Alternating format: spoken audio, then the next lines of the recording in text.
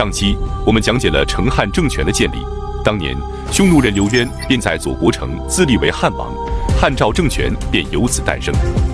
那么他是如何建立政权的？他所建立的政权为何称之为汉？本期视频我们就一起走进五胡乱华之汉赵政权的建立。刘渊出身于匈奴的栾堤氏，是冒顿单于的后代。由于冒顿单于迎娶了刘邦的宗室之女为妻，因此他的子孙很多都以刘氏为姓。刘渊所属的部族是南匈奴的一支，东汉时建庭于左国城，即今天山西省方山县峪口镇南村。东汉末年，南匈奴内部发生政变，刘渊的祖父于夫罗率众逃往中原，一直留在了汉地。之后他便归顺曹操，曹操将南匈奴分为5部，刘渊的父亲刘豹被任命为匈奴左部帅。由于刘渊所在的部落久居汉地，汉化的程度较高，因此刘渊自幼便拜上党人崔游为师，学习儒家经典，同时他善于骑射，武艺超群。264年，即刘禅投降的当年，刘渊作为匈奴的任子被送往洛阳居住，在此期间他与很多的朝中大臣交往甚密。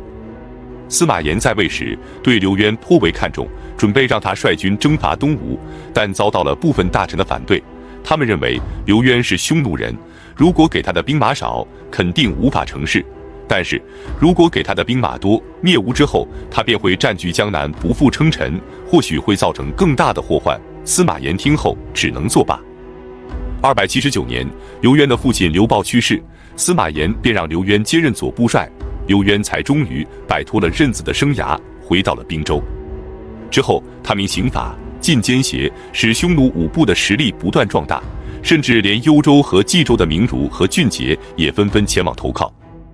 289年，西晋朝廷将匈奴5部帅改为匈奴5部都尉，刘渊被任命为5部大都督，正式承认了他在匈奴的领导地位。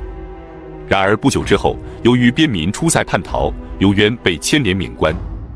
镇守邺城的司马颖得知后，立即表奏朝廷，任命他为行宁朔将军兼5部军事，使其脱离5部，在邺城为官。随后八王之乱爆发，朝廷内部相互攻伐，无暇顾及匈奴以及其他异族。刘渊的堂祖父匈奴的左贤王刘宣便召集匈奴5部的上层贵族密谋，推举刘渊为大单于，并派遣呼延攸前往邺城知会刘渊。刘渊得知后，以前往匈奴部落参加葬礼为由，向司马颖请辞，但未被批准。刘渊只能让呼延攸返回匈奴，让他告诉刘宣等人立即召集匈奴5部以及周边的其他杂胡，表面上是支援司马颖，实际上是为以后的起兵做好准备。接下来的时间里，他对司马颖异常的恭顺，并赢得了司马颖的信任。304年，滨州刺史司马腾和安北将军王浚联合鲜卑和乌桓等异族，率军攻打邺城的司马颖。刘渊得知后，立即请求司马颖让他返回匈奴故地，调集匈奴5部的大军赶来支援。司马颖便拜刘渊为北单于，让他回去召集大军赶来救援自己。就这样，刘渊终于离开邺城，回到了左国城，被刘宣等人尊奉为大单于。接着他便开始召集兵马，短短20多天，他就召集到了5万大军。接着他派刘景等人率领2万步骑兵前去支援司马颖。然而刘景的大军还未到达，司马颖便战败后逃往了洛阳，刘景只能率军返回。关于这段历史，在前面的八王之乱里有详细的讲述。随后在刘宣等人的劝谏下，刘渊决定起兵自立，建立割据政权。关于国号，他的想法是大汉王朝统治天下久矣，恩德深入人心，因此刘备才能在益州以益州之地对抗曹魏。他自己是汉朝刘氏的外甥，因此他便准备以汉为国号。304年，刘渊在左国城建国，自称汉王，追尊刘禅为孝怀皇帝，并且依据汉制设置了百官，正式与西晋王朝分庭抗礼。滨州刺史司马腾得知后，立即派兵前去镇压，两军在大陵，即今天山西省交城东南展开激战。结果司马腾的大军战败，连忙带领2万余户逃离了滨州。接着，刘渊的大军顺利地攻下了太原郡和中都城以及屯留、泫氏和长子等军事重镇，控制了晋东南的广大地区。305年，司马腾派遣司马懿等人再次前来攻打，将大军屯驻于汾城，即今天山西省襄汾县的汾城镇。刘渊则派遣刘金等人率军迎战，结果4战4捷，司马懿等人战败而逃。为了扭转败局，朝廷任命刘琨为滨州刺史，前去镇压叛乱。刘琨到达滨州后，以滨州的治所晋阳为据点，对抗刘渊。同时，派人离间刘渊和其他异族的关系，结果叛逃刘渊而归附晋朝的杂胡多达万余部。这对刘渊的威胁非常巨大，他立即委任刘景为征讨大都督，率军攻打刘琨，结果被刘琨打败。属下便劝谏刘渊说：“殿下自起兵以来，仍然偏安一隅，王威未振，我们应该立即派遣将士出征，灭刘琨，定河东，然后建立帝号，攻占长安，以长安为都城，接着以关中之众席卷洛阳，成就汉高祖刘邦之基业。”刘渊听后大喜，立即采纳了属下的建议。308年正月，刘渊派遣4子刘聪等10将，率军向南前往太行山，派遣辅汉将军石勒等10将，率军向东前去攻打赵郡和魏郡，将军事范围扩大到了西晋王朝的腹地。随着刘渊影响力的扩大，其他反晋势力也先后依附于他。上郡4部的鲜卑首领陆竹言、氐人首领单征，以及叱咤于青州和徐州等4州之地的王弥，都陆续向刘渊称臣。接着，刘渊对晋朝的战争便取得了飞速的进展。308年3月，刘渊攻占吉郡，控制了顿丘和河内。7月，刘渊进军河东郡，攻克了蒲坂和平阳，并将汉国的都城南迁至蒲子，即今天山西隰县。河东郡和平阳郡也望风而降。9月，刘渊派遣王弥和石勒进攻邺城，驻守邺城的魏郡太守何玉弃城而逃。10月，刘渊在蒲子正式称帝，国号依然为汉。他仿照汉朝的官制，设置了3公，仿照晋朝的制度，大封宗室和异姓功臣。不久之后，他将都城迁往平阳，即今天山西省临汾市西南。接着，他派遣石勒进攻冀州，攻下了魏郡和赵郡，以及巨鹿郡和常山郡。309年3月，晋朝的将领朱旦叛变，投靠了刘渊，并劝他攻打洛阳。刘渊便以朱旦为前锋都督，以刘景为大都督，率军攻打洛阳。很快，他们便攻克黎阳，并在延津击败了晋朝的将领王堪。但是，由于刘景残害百姓，滥杀无辜，将3万多男女沉入黄河，刘渊只能被迫放弃攻打洛阳，并将刘景降为平鲁将军。同年夏天，刘渊派遣石勒等人攻下了军事重镇壶关，以及屯留和长子，斩首了19000多人。8月，他派遣4子刘聪率军再次攻打洛阳，大军长驱直入，一直推进至距离洛阳100余里的弘农郡宜阳县。弘农太守袁岩采取诈降的方式夜袭刘聪，导致刘聪大败，只能撤军而回。11月，刘渊派遣刘聪和刘景等人率领5万精骑再次攻打洛阳。西晋朝廷没想到刘渊会如此迅速地卷土重来，被打得猝不及防。很快，刘聪的大军便到达了洛阳城西南的西明门。但是由于晋军严防死守，刘聪无法攻入，只能放弃洛阳，前去攻打徐州、豫州和兖州。由于州内的流民多达万户，他们纷纷聚众焚烧城池，斩杀了当地的长官后响应刘渊，使刘渊在这里取得了很大的进展。然而就在这时，刘渊的病情加重。310年7月18，刘渊在平阳的皇宫内去世，在位7年。刘渊死后，太子刘和即位。接着，刘和的舅父呼延攸便劝谏他说：“先帝让你的3个弟弟掌管禁军，4弟刘聪更是掌管着10万劲旅，屯驻于近郊。这样的安排迟早会有祸患，希望陛下早做打算。”于是，刘和便派人去捉拿他的4个弟弟。结果，刘聪早有准备，立即率军攻入皇宫，斩杀了皇帝刘和。之后，群臣拥戴刘聪继位。由于他们后来将政权改称为赵，因此史书便将匈奴人刘氏所建立的政权称之为汉赵。与此同时，氐族人杨茂搜占据武都郡和阴平郡，建立了仇池政权。那么，刘聪掌权后是如何与晋朝对抗的？西晋最终是如何灭亡的？我们下期接着讲述。五胡16国时期，著名的永嘉之乱是如何发生的？此后，西晋正式灭亡。那么，东晋是如何建立的？衣冠南渡到底是什么意思？本期视频，我们就一起走进五胡乱华之西晋灭亡及衣冠南渡。311年，即刘聪继位的第2年，他派遣呼延晏率领27000人进攻洛阳，同时让刘耀和石勒引军与其会合。呼延晏率军到达后，便对洛阳城发起攻击，焚烧了东阳门和宣阳门。由于石勒等人尚未到达，他只能从东阳门撤出，并焚毁了洛水之上晋怀帝准备逃跑所用的船只。不久，石勒等人率军到达，与呼延晏合兵攻打洛阳。很快，他们就攻破宣阳门，进入了洛阳城。匈奴的士兵们烧杀抢掠，将皇宫内的宫女和珍宝抢掠一空。刘耀则大开杀戒，斩杀了官员和宗室3万多人。晋怀帝见状，准备从华林园出逃，却被匈奴的士兵追上后给囚禁了起来。之后，刘耀等人焚烧洛阳城的宫殿和庙宇后，将晋怀帝和文武百官以及传国玉玺一起送往了平阳。刘聪非常高兴，将司马炽封为平阿公，之后又改封为会稽郡公。这便是历史上著名的永嘉之乱。312年，镇守襄国的大将石勒给刘聪上表，准备去攻打幽州的王浚，刘聪便让他都督冀幽并营4州杂役。石勒率军到达幽州后，俘虏了鲜卑的将领段莫卑。之后，他派遣使者向段部鲜卑的首领段吉路卷求和，并结为异姓兄弟。随着段部鲜卑的退兵，王浚的实力被大幅削弱。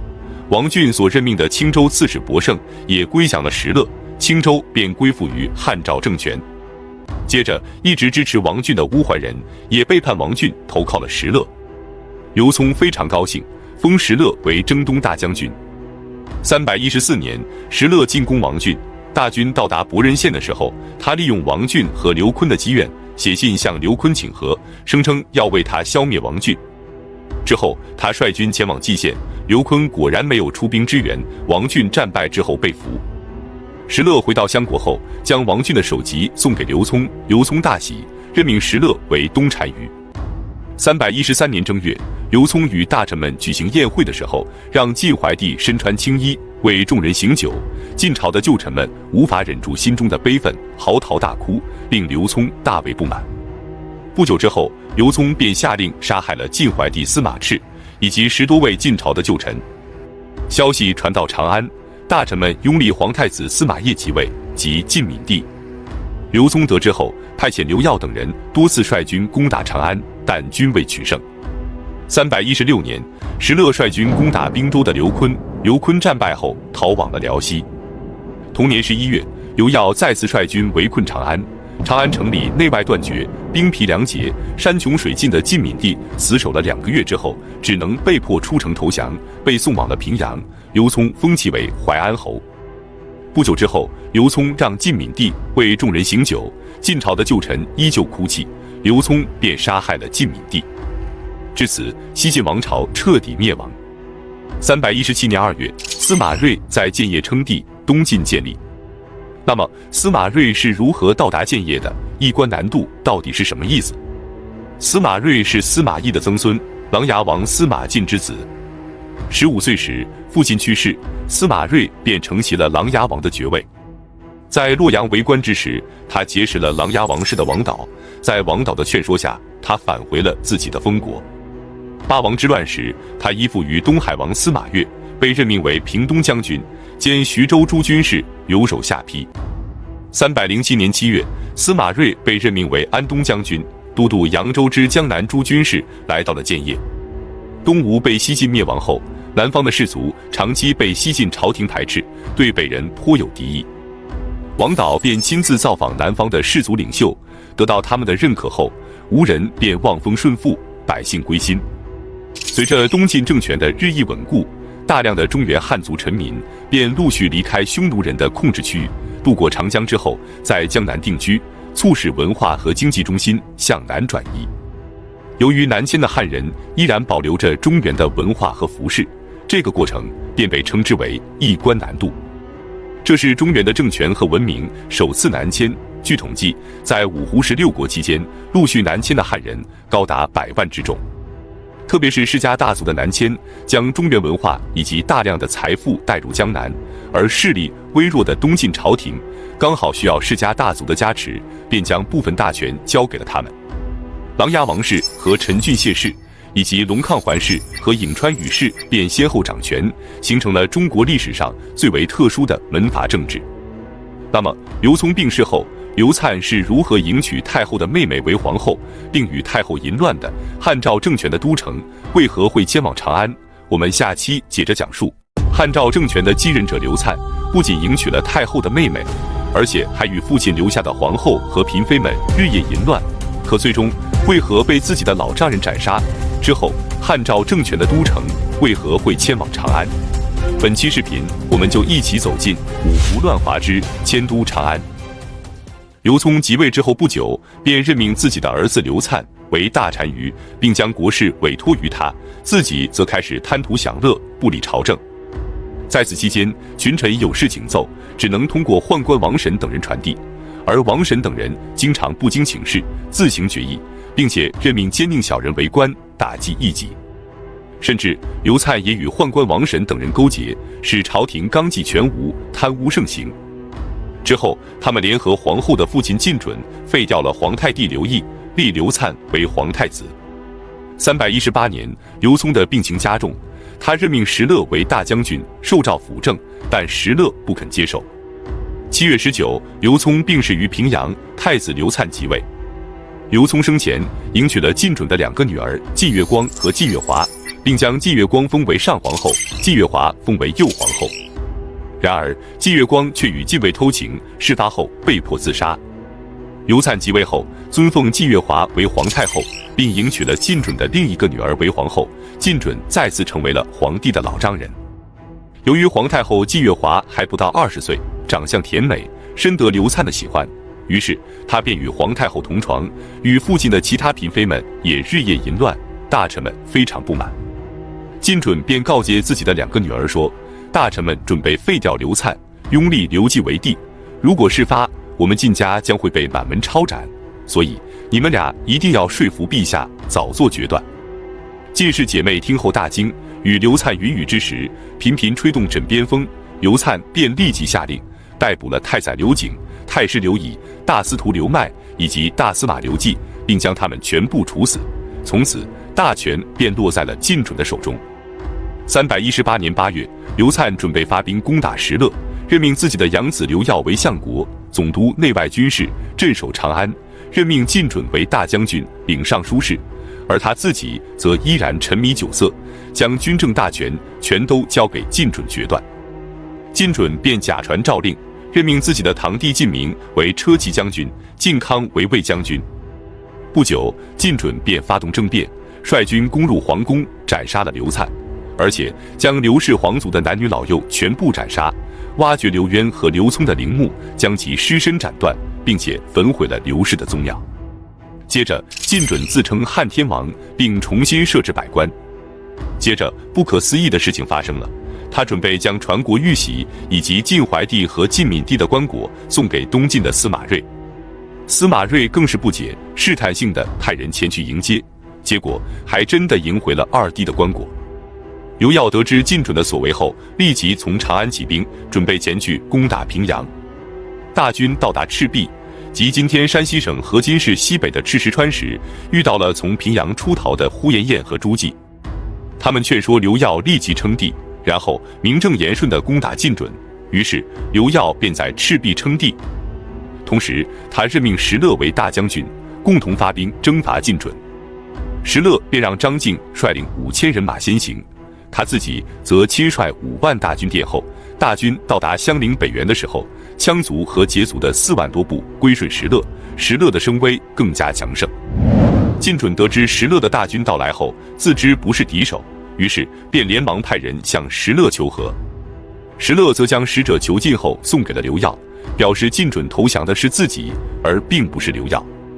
刘耀则派人去说服晋准，希望他能向自己投降，并迎接他进入平阳掌权。可晋准有些犹豫，毕竟他下令斩杀了刘氏的所有宗室，包括刘耀的母亲和哥哥，担心投降刘耀后会被报复。堂弟晋明与晋康却极力劝他早日投降，见晋准犹豫不决，晋明便将其斩杀后，准备向刘耀投降。石勒得知晋明不向自己投降，而是向刘耀投降后，大为恼怒，立即发兵攻打平阳城。晋明大惊，连忙向刘耀求救，刘耀便将晋明等人接回自己的军营，然后将晋氏的全族男女全部诛杀。随后平阳陷落，石勒进城后纵兵抢掠，焚毁了宫殿和庙宇，将平阳城夷为废墟。至此，晋准的叛乱被平息，而刘耀与石勒之间的战斗却一触即发。刘耀思索再三后觉得他在关陇之地立足未稳，所以此时还不是与石勒翻脸的时候。为了稳住石勒，他任命石勒为太宰、领大将军，并赐给他24个郡，封其为赵王。之后，刘耀率军返回长安，以长安为都城，改国号为赵。石勒则留下一部分兵力驻守平阳，然后率军返回了襄国。那么，羯族人石勒是如何从一名奴隶成长为刘渊属下的最强将领？他又是如何脱离汉赵，建立起后赵政权的呢？我们下期接着讲述。石勒，中国历史上唯一一位曾经做过奴隶的皇帝，也是唯一一位白种人的皇帝。那么他是如何从一名奴隶成长为皇帝的？他与刘渊的汉赵政权又有哪些恩怨情仇呢？本期视频我们就一起走进五胡乱华之石勒的传奇人生及后赵政权建立。石勒，羯族人，出生于滨州上党郡的武乡县。羯族并不是一个真正意义上的民族，只是19种入塞匈奴中的一支，起源于中亚的康居，属于匈奴的附庸。两汉时期，他们跟随匈奴转战于北方草原。三国时期，被曹操安置在上党郡的武乡县，由于他们相对封闭，所以依然保留着高鼻深目、胡须浓密的白种人特点。他的祖先是匈奴别部羌渠部落的后裔，祖父石耶和父亲石周合珠都曾是部落的小头目。石勒的原名叫贝勒，后来遇到吉桑，才给他改名为石勒。14岁的时候，他跟随同乡前往洛阳贩卖货物，开始走南闯北。长大之后，他变得健壮而有胆量，雄武而又爱好骑射。由于他父亲的性格凶狠粗暴，胡人们不敢亲近，石勒便经常代替父亲治理部落，得到了胡人们的信任和喜爱。巫县人郭靖和阳曲人宁屈认为石勒以后必成大器，便经常资助于他。石勒感激他们的恩泽，便更加努力地耕种。302年，滨州发生饥荒，胡人的佃客们无法生存，只能前往外地逃荒，石勒也是其中之一。结果，由于他与其他胡人走散，只能从雁门郡返回，投奔了阳曲的宁屈。然而就在这时，当地的北泽都尉到处搜捕胡人，准备将他们捆绑起来当成奴隶卖掉。幸亏宁屈将他藏起来，才未被发现。之后，石勒离开宁屈，准备投奔纳降都尉李川。在前往的途中，他遇到了巫县人郭靖，流泪叩首，诉说自己的饥寒。郭靖便将自己所带的货物卖掉，给他买东西吃，并赠予了他一些衣物。石勒便对郭靖说：“滨州现在大闹饥荒，众多胡人饿得厉害，不如引诱他们前往冀州求食，然后再趁机将他们卖掉，这样不就可以两全其美了吗？”郭靖非常赞同。然而，他们的买卖还未开始，当时的滨州刺史司马腾便将贩卖胡人合法化，以州府的名义到处抓捕胡人，准备卖掉之后充当军饷。就这样，原本准备卖掉胡人赚钱的石勒，却被州府抓捕后，准备当成奴隶卖往太行山以东。负责押解他们的是司马腾的属下郭阳和张龙。起先，张龙多次殴打和侮辱石勒，后来由于郭阳是郭靖的族兄，郭靖便将石勒托付给郭阳，此后才没有再吃苦头。不久之后，他们到达持平，即今天山东省聊城市的持平区。石勒被卖给了一个名叫施欢的人，成为了奴隶。施欢觉得石勒相貌奇特，气度不凡，便免除了他奴隶的身份。距离施欢家不远处有一个牧场，石欢便经常前往，与牧场的牧帅吉桑交往密切，石勒也经常跟随前往。由于他善于相马，便与吉桑结为了好友，并且结识了王阳和吴玉等10余人，组成了18骑。石勒便以18骑为资本，抢劫附近的良马以及丝绸和珍宝等物，孝敬给吉桑。从此，石勒便开始崭露头角。304年，司马腾和王浚联合鲜卑和乌桓等一族，攻打邺城的司马颖。司马颖战败后，逃往了洛阳。刘渊便在左国城自称汉王，建立了汉政权。司马颖的旧部公师藩以救援司马颖为名，收集残军，活跃在赵郡和魏郡附近，兵马多达万人。石勒和吉桑得知后，便率领数百骑前往投靠。这时，吉桑才以石为姓，以勒为名，正式给他改名为石勒。公师藩任命石勒为前队督，跟随主力前往邺城攻打司马模。结果，公师藩的大军战败后，从白马渡河南逃，公师藩也被狗西给斩杀了。公师藩死后，吉桑便继任为首领，任命石勒为服邺牙将，率领部下释放了关押在郡县里的囚犯，以及招募山泽之中的亡命之徒，组成了自己的队伍。307年，吉桑自称大将军，以诛杀滨州刺史司马腾为名起兵，石勒被任命为前锋。5月，他们进攻邺城，大败司马腾。司马腾率领轻骑出逃，却被吉桑的部将李丰给斩杀了。